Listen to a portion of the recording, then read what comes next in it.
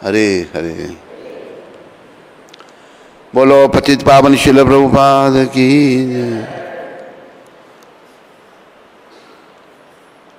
बोलो गौर भगवान की, बोलो नित्यानंद भगवान की, बोलो समस्त गौर भक्त वृंद की। आज मंगलवार 18 मई, सबका स्वागत और धन्यवाद। इससे पहले मैं प्रभुपाद की शिक्षामृत पढ़ूं, मैं कुछ कहना चाहता हूं।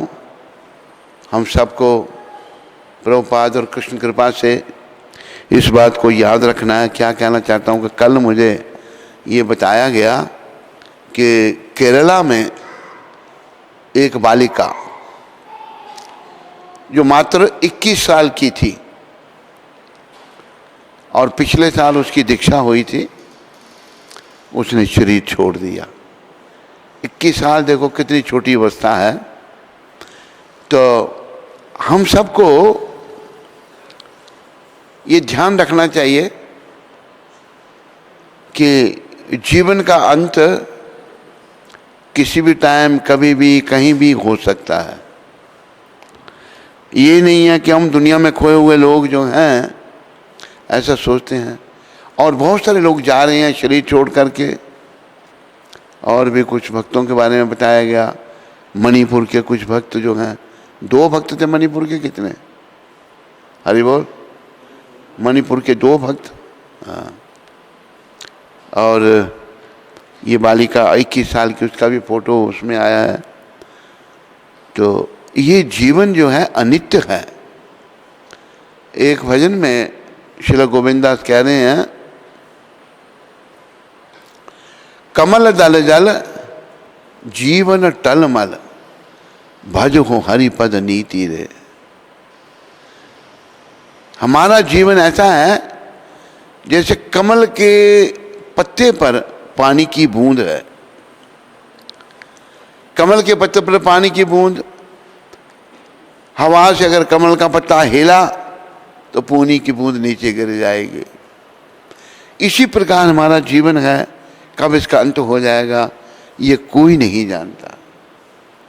इसलिए इन घटनाओं को देखते हुए हम सभी को, सभी भक्तों को, सभी माताओं को, सभी बच्चों को गंभीर बनना चाहिए। जैसे अगर बच्चे सोचे नहीं हम बुढ़े होके ही मरेंगे, वो भी जरूरी नहीं है। एक बच्चे का मैं उदाहरण देता हूँ। एक उनके, उस बच्चे के माता पिता दीक्षित थे। जन्म हुआ, बड़ा प्यारा बच्चा था और बड़ी धार्मिक आत्मा थी वो। 2.5 साल का था वो, 2.5-3 साल का। शरीर छोड़ दिया उसने। जब उसका पहला जन्मदिन मनाया गया तो मैंने उसको गिफ्ट में छोटी धोती और कुर्ता दिया। एक दिन अपनी माता को कहता है, माता वो गुरुजी ने जो दिया है धोती कुर्ता मुझे दो, मैं पहन के मंदिर में जाऊंगा। यहाँ सब लोग, मधुप्रिया, दूसरे तीसरे, सब उसको बड़ा प्यार करते थे। लेकिन 2.5-3 साल की अवस्था में वो चला गया। इसलिए सभी को ये ध्यान रखना है कि मृत्यु किसी भी अवस्था में आ सकती है और वो आनी ही है, उससे कोई बच नहीं सकता। लेकिन आज हमारा जन्म, हमारा कर्म ऐसा हो गया है कि हम मृत्यु को बिल्कुल भूल रहे हैं। मृत्यु को कोई याद नहीं करता, कोई नहीं सोचता कि मुझे मरना है। पर मृत्यु किसी की भी हो सकती है। एक बार हम मायापुर में थे, काफी सालों की बात है ये। तो हम एक अपने गुरु भाई के साथ बैठे थे, तो जोर से भक्त लोग चिल्लाए। मैंने कहा किसी ने शरीर छोड़ दिया। तो जिस भक्त के साथ में बैठे कहते हैं ऐसा मत कहो। मैंने कहा हाँ। तो हमारे एक गुरु भाई थे,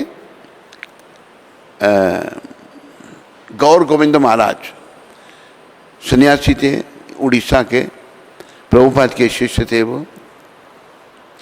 तो बातें कर रहे हैं अपने शिष्यों से, और बातें करते करते शरीर छोड़ दिया उन्होंने। तो कभी भी कोई भी ये नहीं है कि साधु का शरीर नहीं छूटता या स्त्री का नहीं छूटता, या पुरुष का नहीं छूटता, या बच्चे का नहीं, किसी का भी शरीर कभी भी छूट सकता है। तो जो आत्माएं चली गई हैं, जैसे 21 साल की ये माता, तिलक लगाया उसने, केरला की थी बेचारी, और कुछ बाकियों के नाम मेरे ध्यान में नहीं, कौन कौन है। और मणिपुर के कितने भक्त हैं? दो मणिपुर। उनकी आयु क्या थी? अच्छा, एक 75 वर्ष के थे, एक 45 साल के थे। तो अपने कल्याण के लिए सदा मृत्यु का चिंतन करो बस, ताकि हम बुराइयों से बचें। इसलिए कि दुआ मैं कई बार आपको संत कबीर जी का बताता हूँ। संत कबीर ने बड़े अच्छे दोहे लिखे हैं, बड़ी शिक्षा है उनमें। तो दोहा मेरे पीछे बोलो सारे। दो बातन को भूल मत,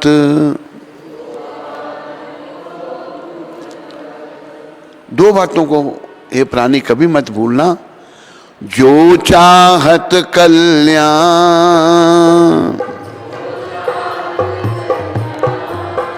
अगर तुम्हें अपना कल्याण चाहिए, भला चाहिए, तो दो बातों को कभी नहीं भूलना, इसको याद रखना। कौन कौन सी? नारायण एक मौत को ना, दूजे श्री भगवान।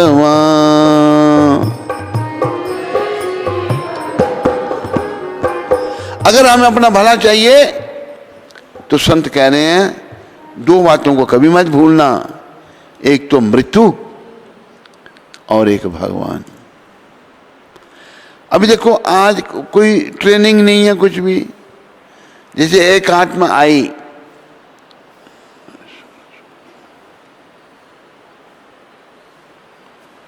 नींद आ रही है आपको? ऐसा क्या हो रहा है?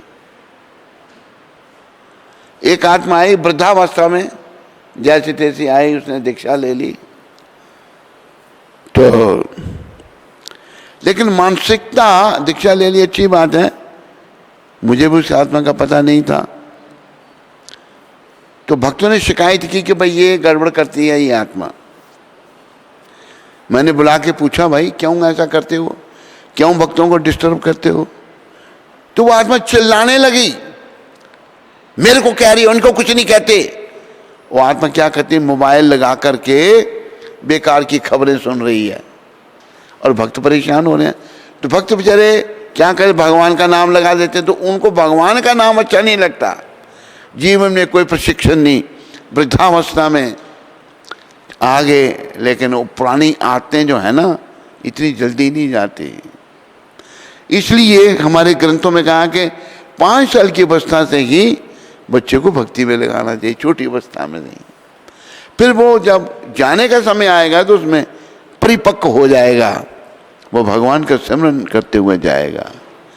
तो मुझे बड़ा, भाई देखो ये आत्मा मंदिर में रह रही है और इसको इतनी अक्ल नहीं है कि मैं बेकार की खबरें लगा रही हूँ, बाहर की खबरें, और भक्त लोग डिस्टर्ब होते हैं। भक्त लोग क्या लगाते हैं, महामंत्र, हरे कृष्ण हरे। तो उसको शिकायत क्यों जोर से महामंत्र बजा रहे हैं? अगर मैं खबरें सुनती हूँ बाहर की, वो आत्मा ऐसा सोच रही है, तो क्या खराबी है उसमें? मुझे समझ नहीं कुछ भी। खबरें सब भौतिक हैं, महामंत्र आध्यात्मिक है। लेकिन समझ इतनी, सारा समय संसार में चला गया, वृद्धावस्था में किसी कारणवश आगे भक्ति में, लेकिन पुरानी आदतें बनी हुई हैं। तो मुझे बड़ा दुख हुआ, भाई देखो क्या समझ है इसकी, कितनी बेसमझ है ये। तो अपनी समझ को सभी अच्छा करने का प्रयास करो। और देखो कैसे हमारे कर्म होते हैं। एक आत्मा स्कूल में पढ़ी इधर 13 साल 14 साल, घर जाना है, घर गई, भाई आ जाऊंगे 1 महीने में आ जाऊंगे। वहां जाके बदल दिया प्रोग्राम, नहीं आऊंगे, मतलब कह रहे आऊंगे, लेकिन नहीं आऊंगे। कितना देखो कितनी मूर्खता। पर जहाँ 13 साल तेरी पढ़ाई हुई, तूने सीखा और वहाँ ना जाना नहीं। अभी ये अपराध होने से हमारी बुद्धि मलिन हो जाती है, हम बातों को समझ नहीं सकते और नरकों में जाने की तैयारी करते हैं। तो मानसिकता जो है उसको हमने अच्छा करना है, उसको सुधारना है। क्यों? मृत्यु कभी भी किसी की भी आ सकती है।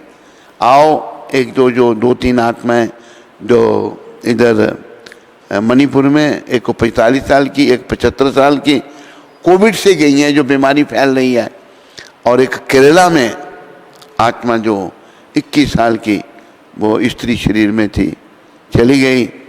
उनके लिए 1 मिनट के लिए भगवान के चरणों में प्रार्थना करें कि प्रभु कृपा करो, आप बहुत दयालु हो, ये जो आत्मा चलेंगी आपकी कृपा प्राप्त करें। 1 मिनट के लिए सब।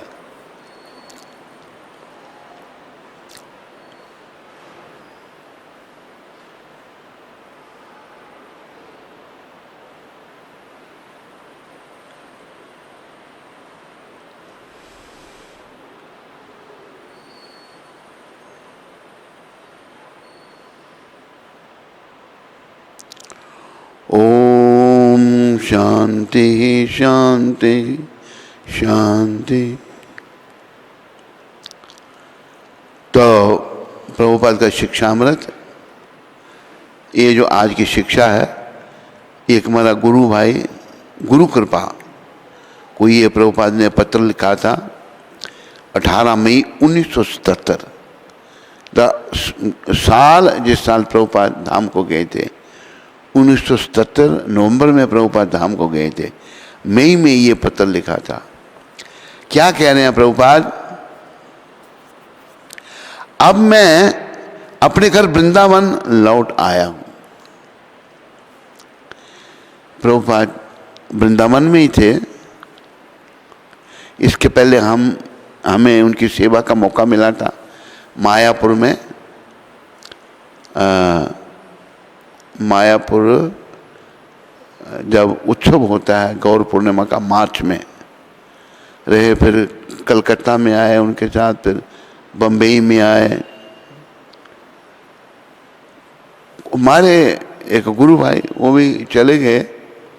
वो प्रभुपाद पूरी वर्ल्ड में भक्त आपकी प्रतीक्षा कर रहे हैं, जबरदस्ती उनको लंदन तक ले गए, चले गए इंग्लैंड तक प्रभुपाद। तो प्रभुपाद कहते हैं मैं आगे नहीं जाऊंगा, मैं वापस ले चलो। बड़े स्ट्रांग थे अपने वो डिटर्मिनेशन में आए। और फिर उन्होंने बाकी समय वृंदावन में बताया। तो वही गुरु कृपा को प्रभुपाद पत्र लिख रहे हैं, अब मैं अपने घर वृंदावन लौट आया हूँ। वृंदावन भक्तों का घर है, हम सब का घर वृंदावन है, और उसी घर से हमें प्रेम करना चाहिए, वही असली घर है। बाकी संसार के जो घर हैं ये तो भाई छोड़ने ही पड़ेंगे, आज नहीं तो कल, परसों नरसों। असली घर जो वृंदावन धाम है, जो भगवान यहाँ सदा रहते हैं, वो हमारा असली घर है। और इनका तो खास करके प्रभुपाद जी का वृंदावन धाम घर है। यदि कुछ गलत होता भी है तो मैं वृंदावन में ही हूँ, मतलब मैं जाना पड़ेगा मुझे, तो फिर मैं वृंदावन में ही हूँ। वृंदावन मेरा घर है। मुंबई जो है वही व्यवस्थापन के लिए कार्यालय है, मतलब मेरा वो ऑफिस है बम्बई। और मायापुर परम भगवान श्री चैतन्य महाप्रभु की पूजा आराधना के लिए है। और मायापुर जो है मेरा तीर्थ स्थान है, वहाँ महाप्रभु प्रकट हुए थे। वैसे ये भी याद रखो, शास्त्रों में बताया है वृंदावन और मायापुर में कोई भेद नहीं है। वृंदावन में कृष्ण भगवान आए और मायापुर में कृष्ण चैतन्य महाप्रभु आए। दोनों एक ही समान हैं, अलग नहीं है। तो प्रभुपाद वृंदावन को अपना घर माना था। और देखो, एक व्यक्ति उसने बड़े बड़े मंदिर बड़ा मंदिर बना दिया वृंदावन में, बड़े अनुयायी भी उसके, पूरी दुनिया में अरबों का धन, आधा वृंदावन उसका होगा, लेकिन भक्ति नहीं थी उधर। सब कुछ धन था, अनुयायी थे। उसकी जो शिष्याएं थी वो क्या कहती थी, वो हमारे गुरु भी हैं और पति भी हैं। अरे गुरु और पति एक होता है। तो बहुत वृंदावन में बड़ा मंदिर बनाया, अरबों रुपये लगाए होंगे, करोड़ों नहीं, लेकिन आखिरी समय में वृंदावन नहीं मिला उनको। आखिरी समय कहाँ, कौन सी जगह, दिल्ली के पास गुड़गांव, नहीं गुड़गांव में हॉस्पिटल में शरीर छूटा। तो देखो वृंदावन जो है ना, ये बड़े भाग्य से मिलता है, भाव और भक्ति से मिलता है वृंदावन। तो वो भाव और भक्ति प्रभुपाद ने दी है, और खुद भरे थे भाव भक्ति से, तभी उन्होंने सबको दी। वही भाव भक्ति हमने अपने अंदर जागृत करने का प्रयास करना है। तो प्रभुपाद जी का जो घर है, अगर हम भक्त बन जाते हैं तो उनकी कृपा से वृंदावन भी हमारा घर बन जाएगा और जीवन हमारा सफल हो जाएगा। जय जय जय प्रभुपाद,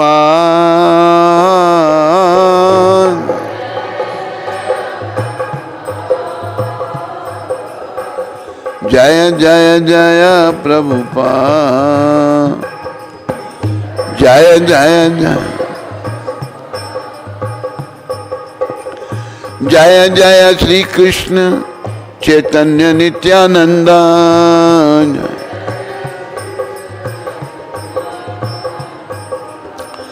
जय द्वैता चंद्र जय गौर भक्त वृंदा।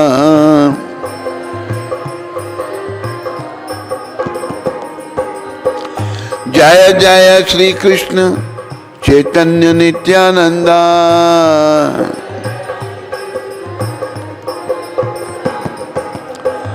जय द्वैत चंद्र जय गौर भक्त वृंदा।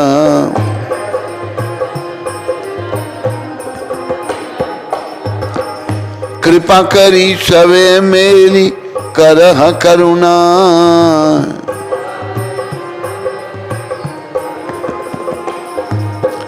अधम पतिता जन ना करिहा घृणा।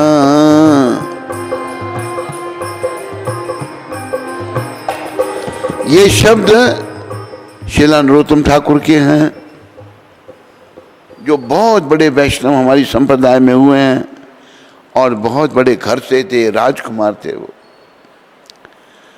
तो श्रील नरोत्तम ठाकुर सबसे प्रार्थना कर रहे हैं, श्री कृष्ण चैतन्य नित्यानंद अद्वैत चंद्र और समस्त गौर भक्त वृंद, आप सब मेरे पर करुणा करो। अधम पतिता जने ना करिहा घृणा, मैं बड़ा अधम पतित हूं, मेरे से घृणा नहीं करना। यही सीखना हमने। हम जो वास्तव में पतित हैं वो मानने के लिए तैयारी नहीं है। हम सदा इस बात में लगे रहते हैं कि मैं अपने आप को सही कैसे साबित करूं। अब देखो वृद्धावस्था मृत्यु निकट है, जिस आत्मा की बात मैं बता रहा हूं, बजाय इसके कि हाँ भाई मैं बेकार की बातें सुनता था मोबाइल पर, वक्त डिस्टर्ब होते थे, मेरी गलती है ना, सही साबित करेंगे। इनको कुछ नहीं बोलते, ये शोर मचाते हैं। क्या शोर? वो महामंत्र लगा देते हैं जोर से। भाई ये जब बेकार की बातें सुन रहा है, बेकार की खबरें क्या है, न्यूज़पेपर क्या है, सब गंद खाना है, सब ये मंडेन है, ये आध्यात्मिक कुछ भी इसमें नहीं। तो नहीं समझ, वृद्धावस्था, बाल सफेद हो गए, बुढ़ा मतलब वृद्धावस्था आ गई, लेकिन कोई ध्यान नहीं। तो ये मन की मलिनता है। तो मौका मिला है सबको, और ऐसा भी देखा गया है, ये भागवत में कथा आती है एक महाराजा खटवांग हुए भागवत में, उन्हें शरीर छोड़ने से कुछ समय पहले ही भगवान का स्मरण हुआ था और उन्होंने भगवत प्राप्ति की थी। कोई भी कर सकता, लेकिन हमारी जो कुरीतियां वो नहीं छूटती। उस आत्मा पर मुझे इतना बुरा लगा, भाई देखो इसकी क्या समझ है, वृद्धावस्था इसकी है, यहाँ रह रहा है ये, और इसको ये नहीं कि मैं गलत कर रहा हूँ, इसको ये समझ नहीं आ रही। सारे जीवन उल्टे सीधे काम किए, आखिरी समय नहीं अभी हो रहा। तो जो दीक्षा के लिए रिकमेंड करते हैं वो ध्यान रखें कि ऐसे व्यक्तियों को दीक्षा मत दो, दिलाओ कि जिनका आपको पता नहीं है, जिनका समर्पण नहीं है, जिनकी मानसिकता ठीक नहीं है, उनका दुर्भाग्य है, कर्म सारे उम्र करते रहे, वो संसार में फंसे रहे। तो ऐसे लोगों को रिकमेंड मत करो। आप ऐसे लोगों को रिकमेंड करो जो योग्य हैं, जो अपना जीवन सफल करना चाहते हैं। दीक्षा देना बहुत बड़ी जिम्मेदारी होती है। अगर शिष्य दीक्षा ले लेता है, इसका मतलब ये नहीं है कि वो गुरु पर कृपा कर रहा है, गुरु उस पर कृपा कर रहे हैं। शिष्य के कर्म गुरु को लेने पड़ते हैं। ये मत सोचो कि आप बड़े शिष्य बन गए तो बड़ा उपकार कर दिया, बिल्कुल नहीं। तो हमें समझना है और अपना जीवन सफल करना है। आओ आज 50वें दिन की कथा में गौर भगवान की कृपा से नित्यानंद भगवान, अद्वैताचार्य गदाधर श्रीवास ठाकुर, समस्त गौर भक्तवृंद, खास करके इनकी कृपा से हम लोगों को गौर कथा करने का, आप सबको सुनने का मौका मिल रहा है। आज 50वां दिन कथा का है और एक हरिदास हुए, 2 हरिदास थे हमारे। एक छोटे हरिदास थे, उनको दंड दिया था भगवान ने एक उदाहरण स्थापित करने के लिए। ये दंड कथा जो हम पढ़ रहे हैं, हम सबको ध्यान रखना है इसका, पुरुष को भी, स्त्री को भी, बच्चे को भी, बुढ़े को भी, सभी को। एक भक्त भगवान आचार्य महाप्रभु के चरण कमलों में अत्याधिक श्रद्धा रखता था। एक दिन भगवान आचार्य ने श्रीमन महाप्रभु को अपने घर पर भोजन करने के लिए आमंत्रित किया। भोजन के लिए वे चावल तथा विविध प्रकार की सब्जियां तैयार करने लगे। छोटे हरिदास नामक एक भक्त श्रीमन महाप्रभु के लिए गाना गाते थे, बड़ा सुंदर गाते थे छोटे हरिदास। भगवान आचार्य ने घर बुलाकर उनको कहा, तुम शिखी महिती की बहन के पास जाओ, मेरे नाम पर उनसे एक मन सफेद चावल मांग लाओ। शिखी महिती की बहन का नाम माधवी देवी था।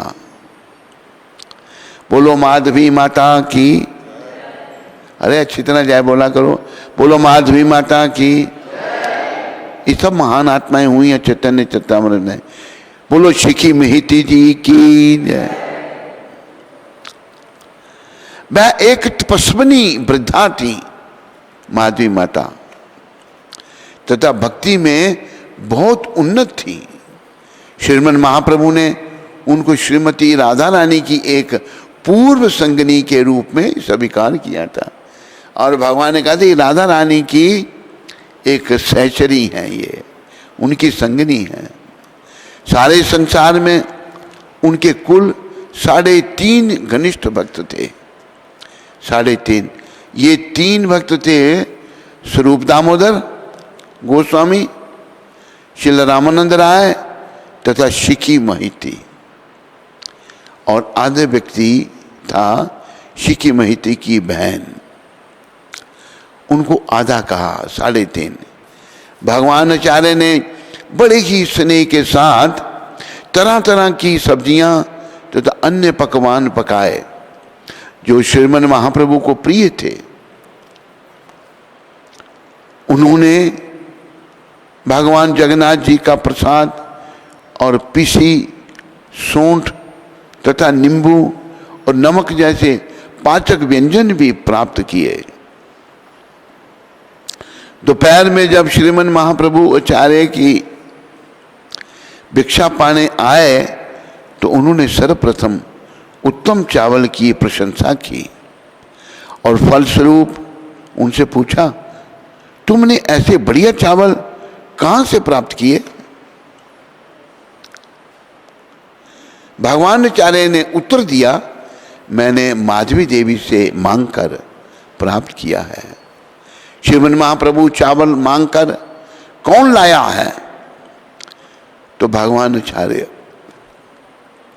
छोटे हरिदास चावल के गुण की प्रशंसा करते हुए श्रीमन महाप्रभु ने प्रसाद ग्रहण किया। अपने निवास स्थान लौटकर उन्होंने गोविंद को यह आदेश दिया, आज के बाद छोटे हरिदास को यहां मत आने देना। छोटे हरिदास बेचारे बड़े भक्त थे, लेकिन भूल हो गई, भगवान ने उनका त्याग कर दिया, बोला उसको मत आने देना यहाँ पर। जब छोटे हरिदास ने सुना कि उसे श्रीमन महाप्रभु के पास ना जाने का आदेश हुआ है तो वे अत्यंत दुखी हुए। छोटे हरिदास बहुत दुखी हो गए। हरिदास जी ने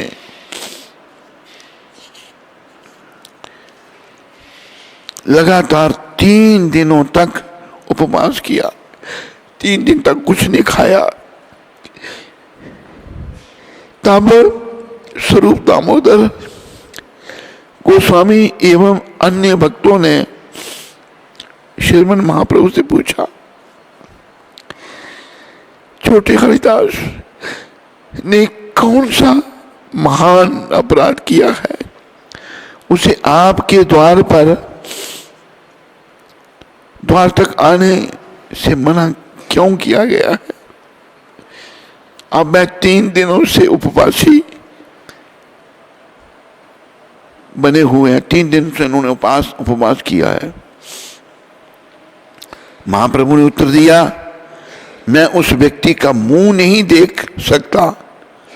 सभी इस बात को, महाप्रभु की बात को ध्यान से सुनो। सारे पुरुष, सारी स्त्रियां, जो वैराग्य स्वीकार करने पर भी एक स्त्री से घुल मिलकर बातें करता है, वैराग्य स्वीकार करने पर भी स्त्री से घुल मिलकर बातें करता है, ये महाप्रभु की शिक्षा सबके लिए है। इंद्रियां अपनी भोग वस्तुओं से इतनी दृढ़ता से आकर्षित होती हैं कि स्त्री की काठ की मूर्ति भी निश्चित रूप से बड़े संत पुरुष के मन को भी आकृष्ट कर देती है। चाहे काठ की भी स्त्री बनी है ना, कितना बड़े से बड़ा कोई संत पुरुष क्यों न होगा, उसके मन को भी अपनी ओर आकर्षित कर देती हैं। व्यक्ति को अपनी माता, बहन या पुत्री से सटक कर नहीं बैठना चाहिए। अपनी माँ, बहन और बेटी के साथ भी मिलकर नहीं बैठना चाहिए। ये शिक्षा सभी के लिए है जो भगवत धाम जाना चाहते हैं, खास करके ये पुरुषों के लिए है। उनको नहीं बैठना चाहिए, क्योंकि इंद्रियां इतनी बलवान होती हैं कि वे बड़े से बड़े ज्ञानी को भी आकृष्ट कर ले सकती हैं। इंद्रियों में इतना बल है, वो बड़े से बड़ा जो ज्ञानी होगा ना, उसको भी अपनी ओर आकर्षित कर लेती हैं। इंद्रियां इतनी बलवान हैं, बलवान इंद्रिय ग्रामा। आगे पता नहीं वो कथा है या नहीं है भागवत की, मैं आपको छोटी सी कथा सुना देता हूँ। ये बड़ा आवश्यक है सभी के लिए। स्त्रियों को भी सतर्क रहना है और पुरुषों को खास करके ये शिक्षा पुरुषों के लिए महाप्रभु ने दी है। तो भागवत में ये कथा आती है। भगवान वेद व्यास जो अवतार हैं, शक्तवेशा अवतार, वो भागवत लिख रहे हैं। तो उन्होंने भागवत में क्या लिखा? उन्होंने लिखा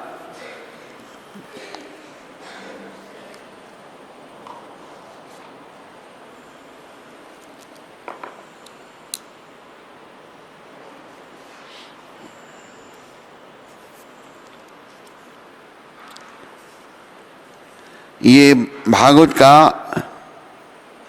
9वां स्कंद 19वां अध्याय 17वां श्लोक है। मात्रा स्वस्त्रा दुहित्रा वा नाभि व्यवक्ता सनो भवेत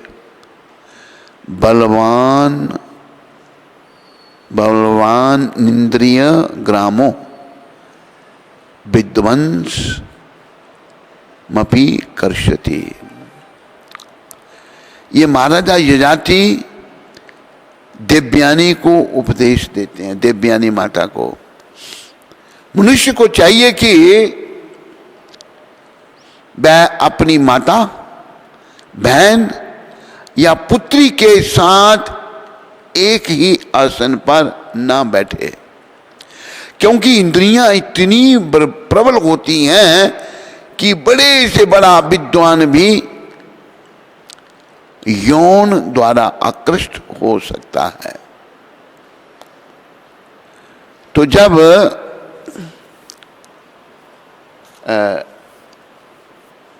भगवान वेद व्यास ने ऐसा लिखा, तो उस समय जैमिनी ऋषि भी वहां थे। जैमिनी थे नहीं, जैमिनी।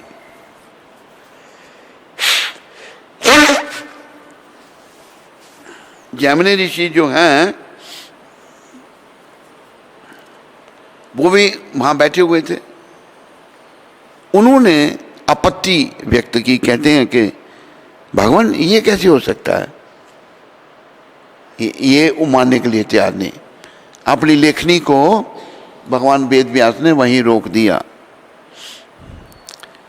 तो जैमिनी ऋषि मानने के लिए तैयार नहीं है कि मां पर कैसे मन आएगा, बेटी पर मन कैसे आएगा। तो भगवान वेद व्यास प्रैक्टिकल बताना चाहते हैं। बात वहीं समाप्त हो गई। जैमिनी ऋषि अपनी कुटिया में चले गए। ऋषि मुनि जंगलों में रहते थे, चले गए तो क्या हुआ, सायंकाल का समय था। एक नव युवती रोती रोती वहां आ गई उनके पास, जैमिनी ऋषि के पास। कहा महाराज मैं राजकुमारी हूं। राजकुमारी कहा था, क्या कहा था, है? मैं राजकुमारी हूं और मैं अपने साथियों से अलग हो गई हूं, मैं अभी कहाँ जाऊं, रात का समय। कहते चल निकल यहाँ से। कहते महाराज आप ऋषि हैं, मुझे आश्रय दीजिए, सुबह मैं चली जाऊंगी, अभी रात को कहाँ जाऊं मैं, आप तो ऋषि हैं, आपकी शरणागत हूं मैं। अच्छा तो फिर ठीक है, मेरी कुटिया में तुम रहो, सुबह होते ही चले जाना। कहते हैं सुबह चली जाऊंगी मैं। और कहा कि देखो इस वन में बहुत सारे राक्षस भी रहते हैं, रात को कोई अगर दरवाजा तुम्हें खोलने के लिए कहे तो मत खोलना दरवाजा, मेरी शक्ति से कोई अंदर नहीं आ सकता। तो बोला अच्छा महाराज, बड़ा धन्यवाद आपका। कुटिया पर दरवाजा अंदर से बंद। कहते आप कहते मैं रात बाहर बिता लूंगा। तो जैमिनी ऋषि बाहर बैठ गए। जब रात का समय हुआ तो जैमिनी ऋषि को काम स्थाने लगा, काम वासनाओं से पीड़ित हो गए वो, और उठे दरवाजा खटखटाया। कहते दरवाजा खोलो। कहते कौन है आप? कहते मैं जैमिनी ऋषि। कहते मुझे जैमिनी ऋषि ने कहा कि यहाँ भेष बदल कर राक्षस आते हैं, मेरी कुटिया में कोई प्रवेश नहीं कर सकता, पर तुम दरवाज़ा नहीं खोलना। कहते मैं नहीं खोलूंगी। कहते नहीं, मैं जैमिनी ऋषि हूँ, खोलो दरवाज़ा। कहते नहीं खोलूंगी। आकर हुआ क्या, जैमिनी ऋषि इतने काम से पीड़ित हो गए, जो दिन में कह रहे थे कि ये कैसे हो सकता है, छत के ऊपर चले, कुटिया का घास फूस की कुटिया थी, थोड़ी अंदर कूद गए। अंदर जब कूदे तो जब जैसे आलिंगन करने लगे उस स्त्री का, तो भगवान वेद व्यास बन गए वो। अब सर नीचे जैमिनी ऋषि का बताओ, अभी प्रैक्टिकल करके बताया उन्होंने।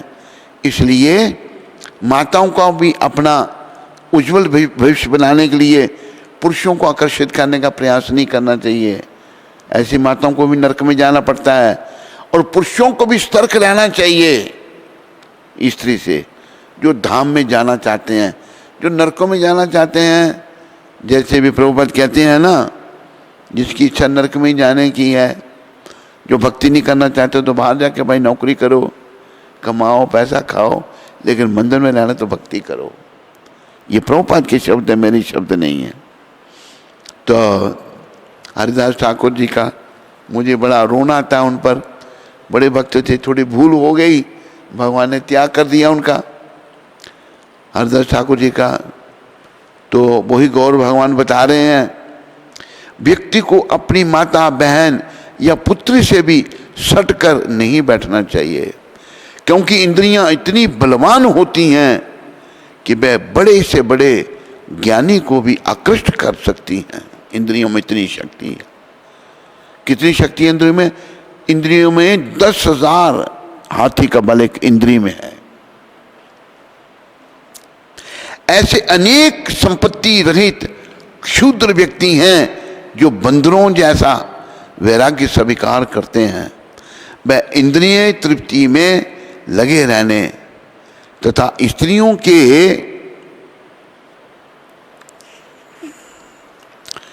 घनिष्ठता पूर्वक बातें करने के लिए इधर उधर घूमते हैं। यह कहकर महाप्रभु क्रोध की मुद्रा में अपने कमरे में चले गए। अगले दिन सारे भक्तों ने पुनः निवेदन किया, हरिदास ने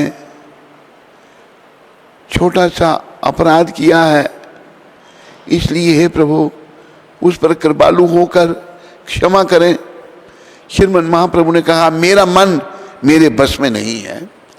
भगवान ये शिक्षा दे रहे हैं हम सबको, आने वाली पीढ़ियों के लिए।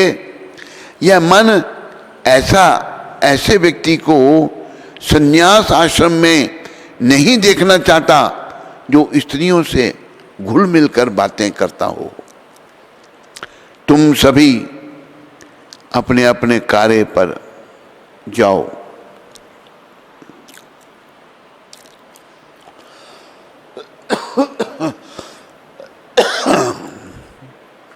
अपने अपने कार्य पर जाओ, इस व्यर्थ की बात को छोड़ो।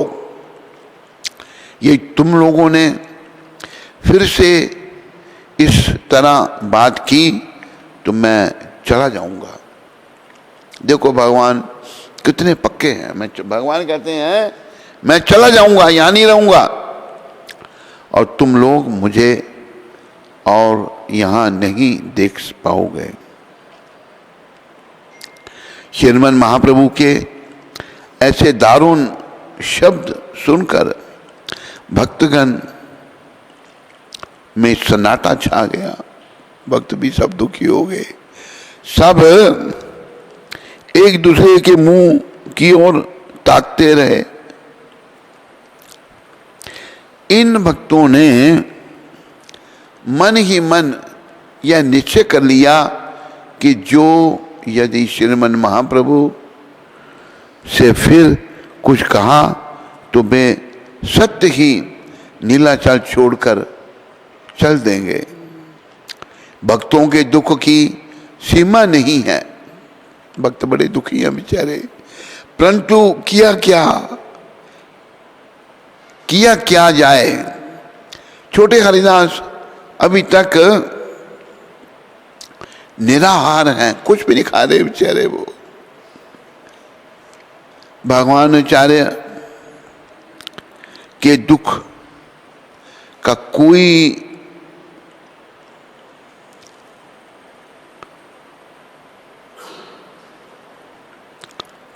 भगवान आचार्य के दुख का कोई भुक्त भोगी ही अनुमान लगा सकता है। भुक्त भोगी ही अनुमान लगा सकता है। वह कहने में नहीं आ सकता। वह दिन रात रोते रहते हैं और सोचते रहते हैं, हाय क्यों मैंने छोटे हरिदास को तंदुल लाने के लिए भेजा। ना मैं उसे भेजता, ना उस बेचारे को यह कठोर दंड भोगना पड़ता। अगले दिन नीलाचलवासी सब भक्तगण सम्मति करके श्रीपाद परमानंदपुरी गोस्वामी के पास गए। सब जानते थे कि पुरी गोस्वामी को श्रीमन महाप्रभु गुरु तुल्य मानते हैं। भक्तों के आग्रह पर परमानंदपुरी महाप्रभु को उनके स्थान पर मिले। महाप्रभु जो उनके स्थान पर मिले तो महाप्रभु ने नमस्कार करने के बाद पूछा, आपका क्या आदेश है? अब यहां कैसे, अब यहां किस कार्य से आए हैं? परमानंदपुरी ने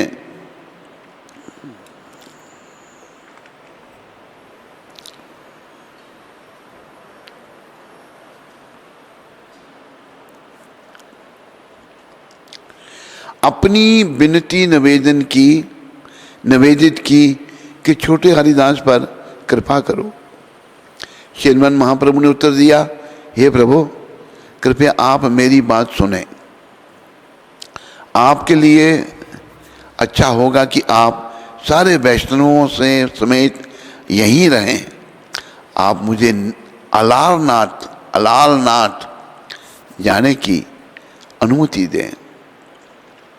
मैं वहां अकेला रहूंगा, केवल गोविंद मेरे साथ जाएगा। यह कहकर महाप्रभु ने गोविंद को बुलाया। परमानंदपुरी को नमस्कार करके वे उठे और जाने लगे। भगवान जाने को तैयार हो गए। परमानंदपुरी ने उन्हें रोकते हुए कहा, हे महाप्रभु आप स्वतंत्र पुरुषोत्तम भगवान हैं। आप जो चाहें सो कर सकते हैं।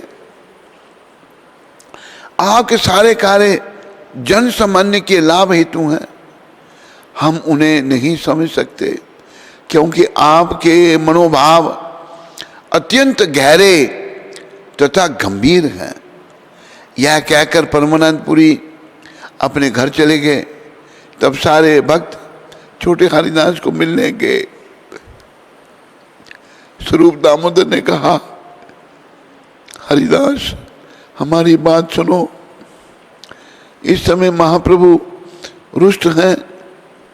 वे स्वतंत्र पूर्ण पुरुषोत्तम भगवान हैं, किंतु कभी ना कभी वे अवश्य कृपालु होंगे।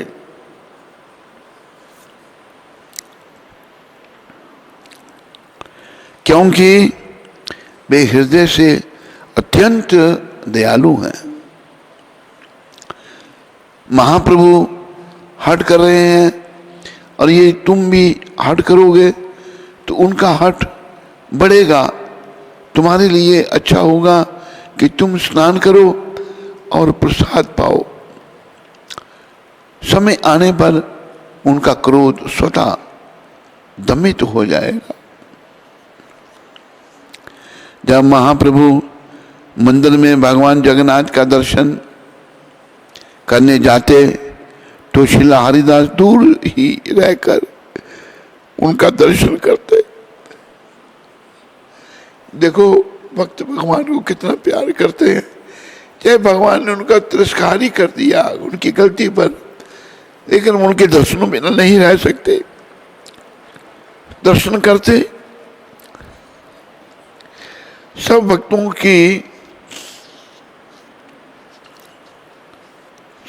को ऐसी घटना देखकर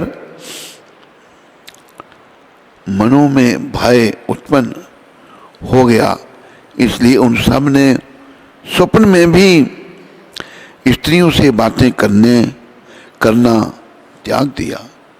कभी भी स्त्रियों को मां की दृष्टि से, ये भी शास्त्रों में कहा है, ये गुरु महाराज ने प्रभुपाद ने हमें सिखाया है कि हर स्त्री को माता कहो, चाहे छोटी है चाहे बड़ी है।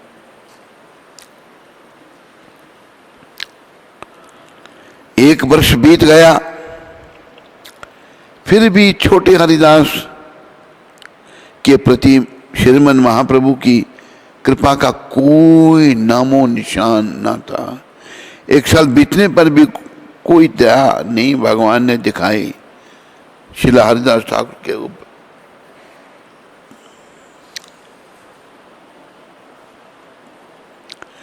इस तरह एक रात के अंत में छोटे हरिदास ने श्रीमन महाप्रभु को सादर नमस्कार करके किसी से कुछ कहे बिना ही प्रयाग के लिए प्रस्थान किया।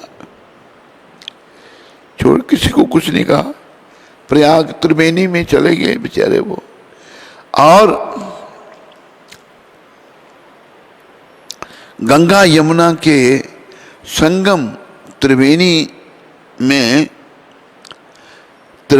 में गहरे जल में प्रवेश करके अपने प्राण त्याग दिए। गहरे जल में प्रवेश किया और अपने प्राणों को छोड़ दिया हरिदास जी ने। धन्य हरिदास का प्रेम भगवान से। भगवान ने त्यागा, उन्होंने अपना तन ही त्याग दिया। ये शिक्षा है। यहाँ दो शिक्षाएं हैं। एक, भक्तों को स्त्रियों के साथ संभाषण नहीं करना, स्त्री को मां की दृष्टि से देखना। अभी कई शिष्य हैं हमारे, हम अपनी शिष्यों को माता कहते हैं, लेकिन उनके क्या कुंती, इधर आ, कुंती कहेंगे। जब ये नहीं कि गुरु जब माता कह रहे तो तुम भी कहो, लेकिन अहंकार इतना भरा हुआ है अंदर, नहीं परिवर्तन आ रहा। कल को शरीर छोड़ना पड़ेगा अहंकार युक्त। तो नाम से जब गुरु भाई माता कह रहा है, तुम्हें क्या दिक्कत है नाम माता कहने में, तुम भी माता कहो। लेकिन नहीं, बड़ा हृदय इतना कठोर हो चुका है हमारा कि हम गुरु आज्ञा भी पालना नहीं करना चाहते हैं। तो हरिदास जी ने त्रिवेणी संगम में गहरे जल में प्रवेश करके अपने प्राण त्याग दिए। तत्पश्चात अदृश्य आध्यात्मिक रूप में श्रीमन महाप्रभु के पास गए और कृपा प्राप्त की। शरीर छोड़ने के बाद उनका वर्णन आता है चैतन्य चरितामृत में, यहाँ ले उनको गंधर्व जैसी दिव्य देह में छोटा हरिदास अदृश्य होते हुए भी रात में श्रीमन महाप्रभु को गीता गाकर सुनाते थे, किंतु महाप्रभु के अतिरिक्त अन्य कोई यह नहीं जानता था। एक दिन श्रीमन महाप्रभु ने भक्तों से पूछा, हरिदास कहाँ है? अब तुम उसे यहाँ ला सकते हो, भगवान ने कहा। सभी भक्तों ने उत्तर दिया। एक वर्ष पूरा होने पर एक रात को छोटे हरिदास उठे और चल दिए। कोई नहीं जानता कि वह कहाँ गए हैं। भक्तों को शोक करते हुए देखकर श्रीमन महाप्रभु मंद मंद मुस्कुरा कर रहे थे। भगवान क्या कह रहे थे? एक दिन जगदानंद, श्रील स्वरूप दामोदर आदि भक्तों ने समुद्र के किनारे श्रील हरिदास को मधुर स्वर में गाते हुए सुना। उन्होंने यह अनुमान लगाया कि श्रीला हरिदास ने विष पीकर आत्महत्या कर ली होगी और वह ब्रह्म राक्षस बन गए होंगे, किंतु श्री स्वरूप दामोदर ने आपत्ति की, यह झूठा अनुमान है। छोटे हरिदास ने आजीवन हरे कृष्ण मंत्र का जप किया और परम भगवान महाप्रभु की सेवा की। वह महाप्रभु को अत्यंत प्रिय थे और उनका तीर्थ स्थान में देहांत हुआ है। श्रीला हरिदास का पतन नहीं हुआ होगा, उसे अवश्य ही मुक्ति मिली होगी। ये स्वरूप दामोदर जी महाराज कह रहे हैं, बड़े अवतारी पुरुष हैं वो भी। कुछ दिन पश्चात एक गौड़िया वैष्णव ने प्रयागराज से नवद्वीप जाकर श्री हरिदास के त्रिवेणी में देह त्याग का वृतांत सब भक्तों को सुनाया। गौड़िया वैष्णवों ने वो सब देखा। वैष्णव प्रयागराज में नवद्वीप जाकर श्री हरिदास के त्रिवेणी में देह त्याग का वृतांत सब भक्तों को सुनाया। इस दुखद संवाद को सुनकर उन्हें बड़ा कष्ट हुआ। अगले वर्ष रथ यात्रा के अवसर पर सब नवद्वीप से भक्तवृंद श्रीमन महाप्रभु के दर्शनों के को नीलाचल आए। तब श्रीवास पंडित ने श्री गौरहरि से जिज्ञासा की,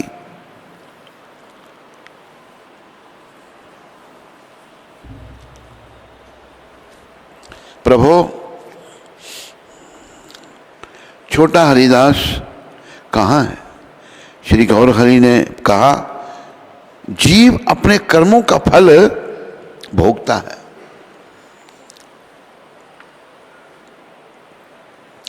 हरिदास ने जैसा किया वैसा पाया। तब श्रीवास पंडित ने शिला हरिदास के त्रिवेणी में देह त्याग का सब वृत्तांत सुनाया। श्रीमन महाप्रभु प्रसन्न मुद्रा में हंसे और बोले, यदि कोई विरक्त वैष्णव स्त्रियों को वासनापूर्वक दृष्टि से देखता है तो प्रायश्चित की यही एकमात्र विधि है। यही विधि है प्रायश्चित की, अपना शरीर त्रिवेणी में त्यागते हो। स्त्री को वासना से नहीं देखना, स्त्री को मां की नजर से देखना। इस शरीर का जन्म भी मां से हुआ है, तो स्त्री में मां का भाव रखना है। तब श्रील स्वरूप दामोदर गोस्वामी इत्यादि सारे भक्तों ने यह निष्कर्ष निकाला कि चूंकि श्रीला हरिदास ने गंगा तथा यमुना नदियों के संगम पर आत्महत्या की है, अतः उसे अंततो गत्वा श्रीमन महाप्रभु के श्री चरण कमलों की शरण प्राप्त हुई होगी। जरूर भगवान की शरण प्राप्त हुई। लीलाधारी श्री गौर हरि भगवान की उक्त लीला से भक्तों को 4 उपदेश मिलते हैं। 4 उपदेश ध्यान दो। विरक्त वैष्णव के लिए सर्वथा स्त्री संभाषण त्याग। विरक्त वैष्णवों को स्त्री से संभाषण नहीं करना। दूसरा, बिना अपराध के दंड पाने पर भी शिशु तुल्य श्री भगवान के श्री चरणों में ही दृढ़ अनुराग।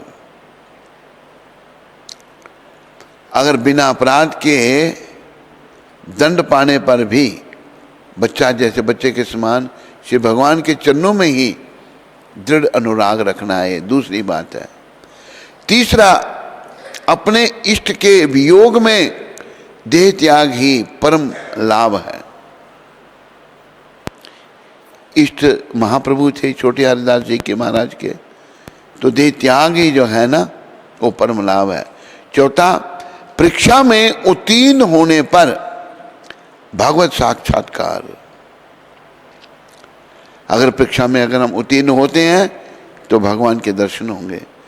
इस लीला से कृपा में दया मूर्ति श्री श्री गौर भगवान ने प्रधान रूप से यही समझाया है कि विरक्त साधक को स्त्री दर्शन से स्वप्न में भी दूर रहना चाहिए, और यदि अनिच्छा से भी स्त्री संभाषण हो जाए तो प्राणों की आहुति तक देकर भी उसका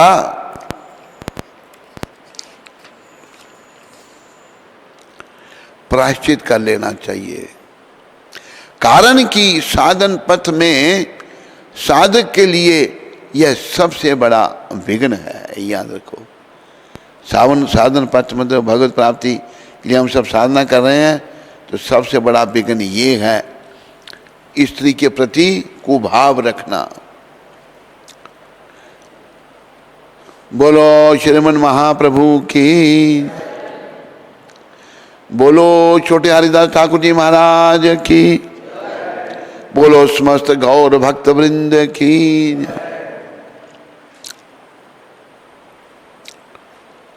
अगला प्रसंग आ रहा है दामोदर पंडित द्वारा ब्राह्मण बालक के लिए श्रीमन महाप्रभु को प्रताड़ना।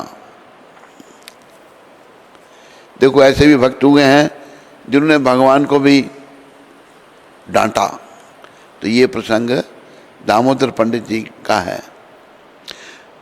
भगवान जगन्नाथपुरी में एक बालक था, भगवान जगन्नाथ जी की पुरी में एक बालक था जो उड़ीसा के निवासी एक ब्राह्मण का पुत्र था, किंतु बाद में उसका पिता नहीं रहा। इस बालक के शारीरिक लक्षण अत्यंत सुंदर थे और उसका आचरण अत्यंत शालीन था। यह बालक नित्य ही श्रीमन महाप्रभु के पास आता और उन्हें सादर नमस्कार करता। मैं श्रीमन महाप्रभु से खुलकर बातें करता, क्योंकि श्रीमन महाप्रभु उसके प्राण स्वरूप थे। किंतु महाप्रभु के साथ इस बालक की घनिष्ठता तथा उसके प्रति श्रीमन महाप्रभु की दया दामोदर पंडित को असहाय हो रही थी। यहां शब्द आया कि घनिष्ठता से भगवान से बातें करता। ऐसे ही एक घटना मुझे वृंदावन की याद आई। एक व्यक्ति बनिए परिवार से था, वो छोटे से कद का। वो वृंदावन में आके रहने लगा और प्रभुपाद जी से बड़ी घनिष्ठता से बातें करे। मैंने भी उसको देखा और वहाँ गेस्ट हाउस में ही रहता था।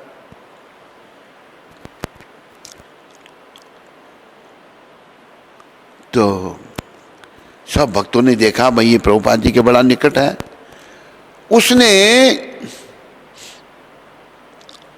उसका दुरुपयोग किया, प्रभुपाद की उस पर घनिष्ठता। उसने उस व्यक्ति ने, उस बनिए ने क्या किया, मंदिर में 2 कमरे रख लिए अपने पास। तो क्या करना उसने, अभी वो वृद्ध है, अभी मुझे उसकी शक्ल दिखाई दे रही है। उस समय प्रभुपाद जी का सेवक था मैं वृंदावन में। तो वृद्ध है, पत्नी के साथ वहाँ रह रहा है। तो देखो विदेशी भक्त आते थे प्रभुपाद के प्रभाव से। उसने वहाँ बिजनेस शुरू कर दिया। एक कमरे में सामान भर दिया, जो भक्त आए उनको सामान बेचे, अपना पैसे कमाए। देखो घनिष्ठता पूर्वक वो प्रभुपाद से बातें कर रहा है, भक्त कोई उसको कुछ कहे नहीं कि भाई ये प्रभुपाद जी का बड़ा घनिष्ठ भक्त है। पर उस व्यक्ति ने दुरुपयोग किया इस बात का। उसने क्या किया, व्यापार शुरू कर दिया वहां पर। और मेरे सामने की बात है, उस समय मंदिर का प्रेसिडेंट ग्लासगो का रहने वाला हमारा गुरु भाई था, नाम उसका मेरे ध्यान से निकल रहा है। तो उसने देखी, उसका वो प्रेसिडेंट था, उसने कहा कि प्रभुपाद हिचकते, सब प्रभुपाद जैसे डरते थे, क्योंकि प्रभुपाद तो एक बड़े ही उच्च कोटि के वैष्णव संत हैं। प्रभुपाद ने कहा व्हाट्स द मैटर, क्या क्या समस्या है? कि प्रभुपाद वो जो शायद उसका प्रणब गुप्ता नाम था, उसका प्रणब गुप्ता जो है, हाँ क्या है, क्या उसके बारे में अंग्रेजी में बात हो रही है। कहते प्रभुपाद उसने 2 कमरे यहाँ कब्जा किए हैं। 2 कमरे व्हाट फॉर, किस लिए? एक में रहता है, दूसरे में सामान रख के बेचता है भक्तों को। जब ये प्रभुपाद को पता लगा कि देखो मेरे साथ घनिष्ठ बन के ये दुरुपयोग कर रहा, प्रभुपाद किकी माउट, एकदम प्रभुपाद क्रुद्ध हो गए, निकालो उसको यहाँ से। उसी टाइम उसको निकाल दिया, वहां से बाहर कर दिया। तो मैंने प्रभुपाद जी को कहा, मैंने प्रभुपाद मुझे इस व्यक्ति की भावना अच्छी नहीं लगती थी, ये आपके पास बैठ के बड़ी बातें करता था प्रभुपाद प्रभुपाद। लोग भी सोचते थे, भक्त भी सोचते थे कि भाई बड़ा घनिष्ठ है प्रभुपाद, लेकिन उसका वो बेचारा दुरुपयोग कर रहा है। तो प्रभुपाद ने एक शब्द कहे, प्रभुपाद कहते हैं ये जो गिद्ध होता है, जिसको क्या ईगल, ईगल ही कहते हैं ना उसको, वल्चर कहते, गिद्ध प्रभुपाद कहते बड़ा ऊपर आसमान में चला जाता है, लेकिन दृष्टि उसकी जमीन पर रहती है, देखता कहाँ डेड बॉडी है, आएगा और उसको खाएगा वो वल्चर। कि यहाँ वृंदावन धाम में आ गए, यहाँ ये व्यापार कर रहा है, ये कैसा मूर्ख आदमी, यहाँ तू भक्ति कर। निकाल दिया उसको आश्रम से प्रभुपाद ने, निकालो उसका कमरे खाली कराओ उससे। फिर मैं वृंदावन में उसको काफ़ी टाइम घूमते हुए देखा। मैं पुणे में था तो वहाँ पर उसका लड़का आया, कहते मेरे पिताजी वृंदावन में रहते थे, ये नाम था उनका। कि मैंने मन में सोचा तेरे पिता को मैं जितना जानता हूँ, पर मैंने बताई नहीं सारी बात। तो हमें भक्ति करनी है भाई, अपनी दृष्टि जो है उसको अच्छा करना है। गिद्ध की जो है, एक वल्चर की दृष्टि क्या है, बड़ा ऊपर चला गया, लेकिन दृष्टि जमीन पर है, मृतक शरीर पर डेड बॉडी मिले तो उसको खाना है। तो दामोदर पंडित जी की बात चल रही है। दामोदर पंडित इस ब्राह्मण बालक को श्रीमन महाप्रभु के पास जाने से बार बार मना करते, किंतु वह बालक श्रीमन महाप्रभु के दर्शन किए बिना घर पर रहना बर्दाश्त नहीं कर सकता था। यह बालक नित्य ही श्रीमन महाप्रभु के पास आता और वह उसके साथ बहुत स्नेह का व्यवहार करते। यह किसी भी बालक का स्वभाव है कि वह उस व्यक्ति से मिलने जाता है जो उसे स्नेह करता है। जो बालक को स्नेह करेगा उसको बच्चा मिलेगा। यह दामोदर पंडित के लिए असहाय था, वह अत्यधिक दुखी हुए, किंतु वह कुछ कह नहीं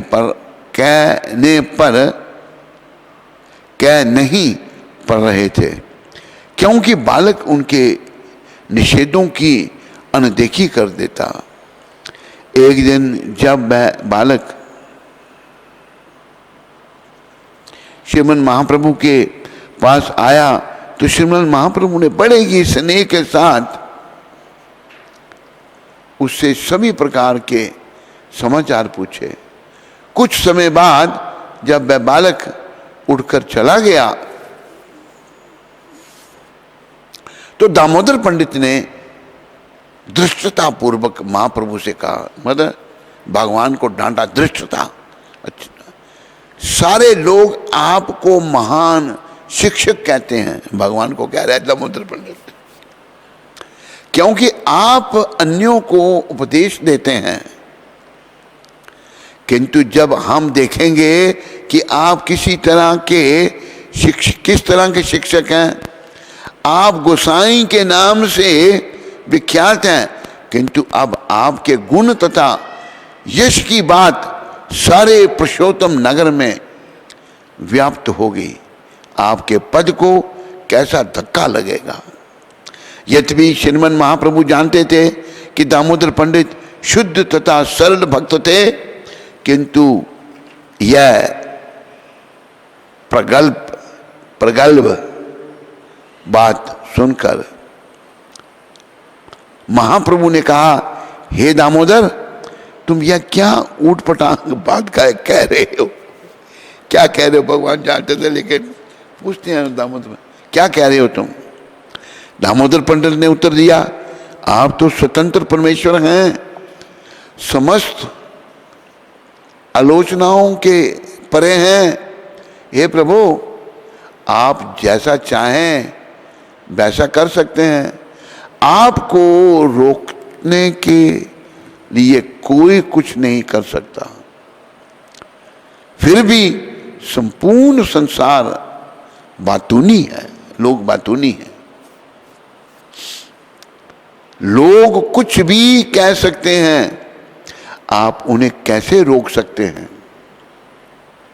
हे प्रभु, आप विद्वान शिक्षक हैं, आप यह विचार क्यों नहीं करते कि यह बालक एक विधवा ब्राह्मणी का पुत्र है? आप इसके प्रति इतने स्नेहिल क्यों हैं? यद्यपि इस बालक की माता पूर्णता तपस्विनी तथा सती है, किंतु उसमें एक सहज दोष है कि वह अत्यंत सुंदर युवती है। और हे प्रभु, आप सुंदर आकर्षक तरुण व्यक्ति हैं, अतः निश्चित रूप से लोग आपके बारे में कानाफूसी करेंगे, आप उन्हें ऐसा अवसर क्यों प्रदान करें? दामोदर पंडित जी ने डांट लगा दी भगवान को। बोलो दामोदर पंडित जी महाराज की। अरे जय तो अच्छी तरह बोला करो। बोलो महाप्रभु की।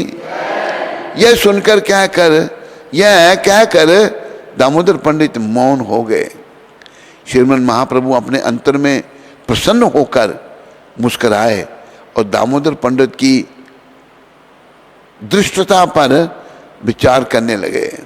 श्रीमन महाप्रभु ने सोचा, यह दृष्टता मेरे प्रति शुद्ध प्रेम का संकेत है। भगवान के मेरे प्रति शुद्ध प्रेम का संकेत है। दामोदर पंडित जैसा मेरा कोई अन्य घनिष्ठ मित्र नहीं है। इस तरह सोचते हुए श्रीमन महाप्रभु दोपहर के कृत्य संपन्न करने चले गए। अगले ही दिन उन्होंने दामोदर पंडित को एकांत में बुलाया। श्रीमन महाप्रभु ने कहा, हे मित्र दामोदर, अच्छा होगा कि तुम नदिया जाओ और मेरी माता के साथ रहो। मैं तुम्हारे अतिरिक्त उसका कोई दूसरा रक्षक नहीं देख रहा हूं, क्योंकि तुम इतने सतर्क रहते हो कि तुम मुझे भी सावधान कर सकते हो।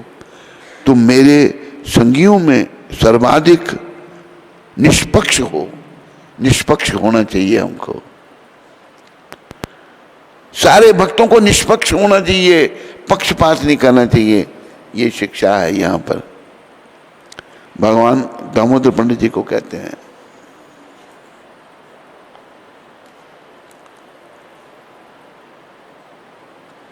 मेरे भक्तों में निष्पक्ष हो, यह बहुत अच्छी बात है, क्योंकि निष्पक्ष हुए बिना मनुष्य धर्म की रक्षा नहीं कर सकता।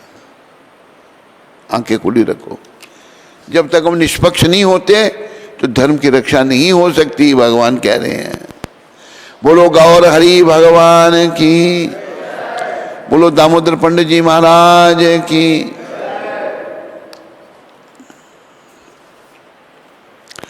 जो मैं नहीं कर सकता वह तुम कर सकते हो। निस्संदेह तुम मुझे भी दंडित कर सकते हो। अन्यों की बात जाने दो, तुम्हारे लिए सबसे अच्छी बात यही होगी कि तुम मेरी माता के श्री चरण कमलों की शरण में जाओ, क्योंकि तुम्हारे सामने कोई भी स्वतंत्रता पूर्वक आचरण नहीं कर सकेगा। इस तरह श्रीमन महाप्रभु का आदेश पाकर श्रीमन दामोदर पंडित नवद्वीप गए और अपने साथ भगवान जगन्नाथ के कई प्रकार के प्रसाद लेते गए। बोलो दामोदर पंडित जी महाराज की, बोलो श्रीमन महाप्रभु भगवान की जय जय जय भगवान, जय जय जय भगवान, जय जय जय भगवान, जय जय जय भगवान, जय जय सच्चिनंदन गौर हरि, जय जय पतिता पावन गौर हरि,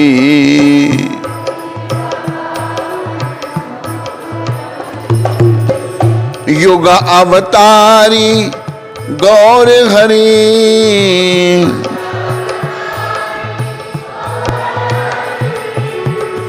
मैं अपराधी गौर हरि,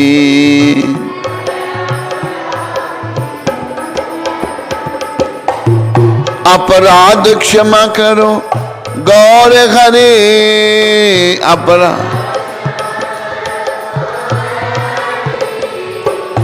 अति दयालु गौर हरि,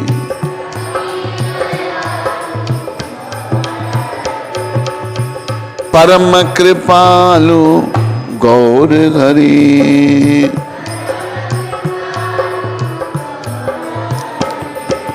जय सच्चिनंदन गौर हरि, जय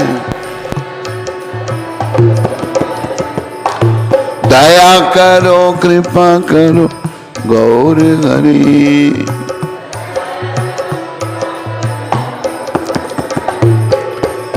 बोलो गौर हरि भगवान की, बोलो शिला हरदास ठाकुर जी महाराज की, बोलो दामोदर पंडित जी महाराज की। हरे कृष्णा। दिव्य गीता माता नॉर्वे से। हरे कृष्णा, दंडवत प्रणाम गुरुदेव। If suicide is a sin, if suicide is a sin, if suicide is a sin, then how come Chhote Haridas has done it? Please forgive. Bow down.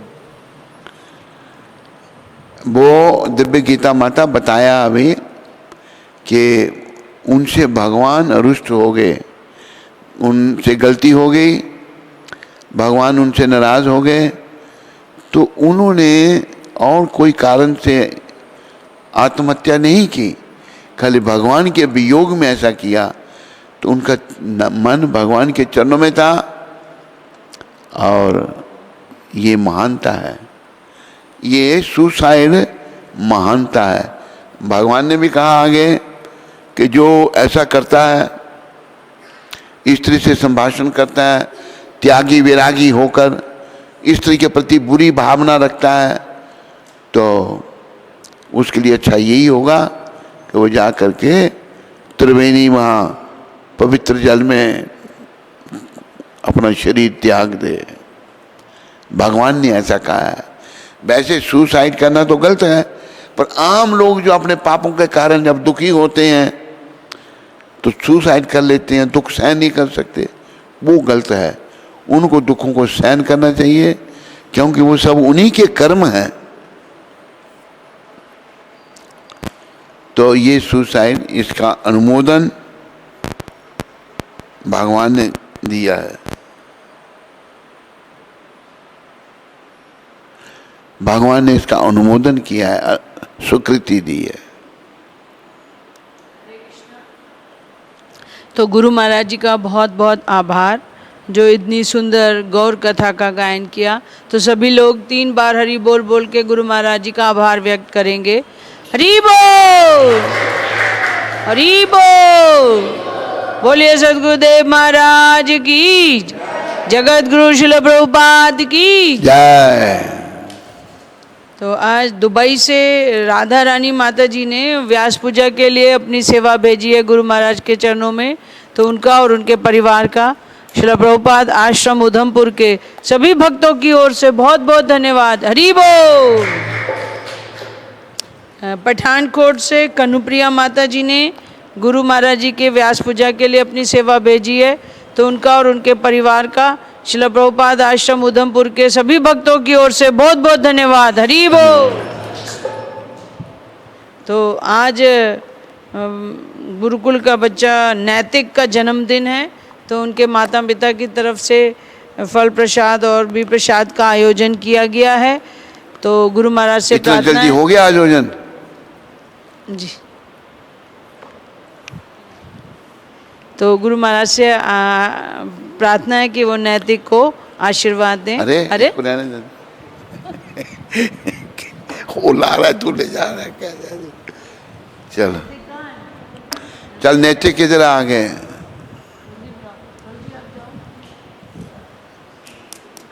तो आज नैतिक 10 वर्ष का हो गया है। कितने वर्ष का? 10 साल का। 10 साल का। चल नैतिक एले।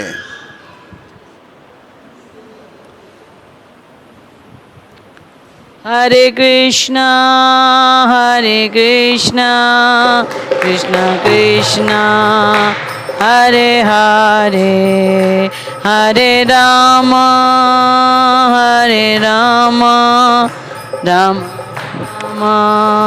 हरे हरे। हरि बोल। तो अब ये ले जा जल्दी। गुरु महाराज जी के द्वारा प्रसाद वितरण किया जाएगा। उसको आगे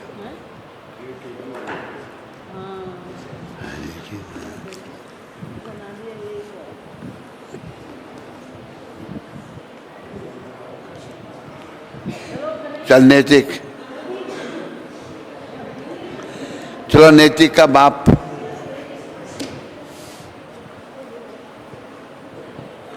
पहले नैतिक परिवार आओ सारे।